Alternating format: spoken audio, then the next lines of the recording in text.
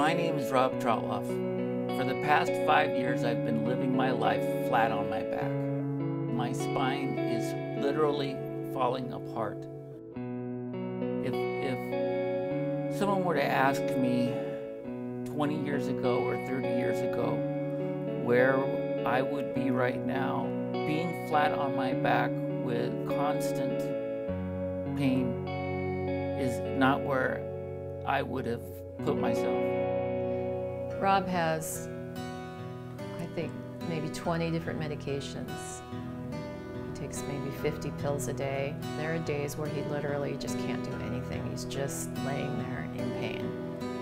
In the past 10 years, I've had 4 major surgeries on my spine.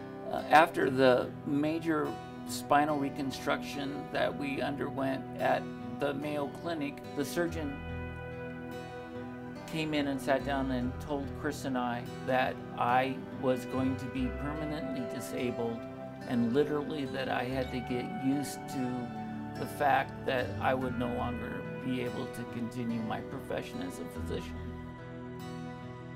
Rob is not unfamiliar with pain. When we were growing up, we were in a car accident. I was burned over 40% of my body. My mother and brother never did make it out of the truck and were killed in the accident. God has used these experiences, many of them painful, to prepare me for ministry in a variety of ways. I think of the scripture, when you look and reflect on the things that he's going through, God has a way of putting it in perspective by calling it light affliction. So suddenly I find myself limited to a 12 by 12 room and a bed. And I've gone from an active busy practice now to essentially absolute peace and quiet, and I think God has put me on a shelf. I'm done.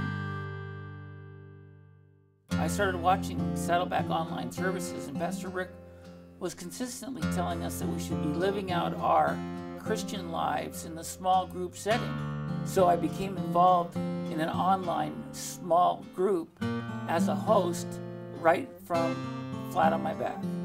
As I'm watching services, as though Pastor Rick were speaking to me, he begins to talk about the importance of sharing our faith on a daily basis. And I think, there's no way I can do this. I don't even get out of the house except to go to the doctor. And I began to pray, God, use me, and you're going to have to bring it to me because I can't move. Then a friend from Saddleback gives me a call and asks if I would be interested in working with the peace team that's going down to Rwanda. They're beginning a pilot program called telemedicine, in which doctors with difficult patients can contact U.S. physicians and ask questions about how to deliver the best care. Dr. Poli, Yes, sir. were her neck veins distended? Yes.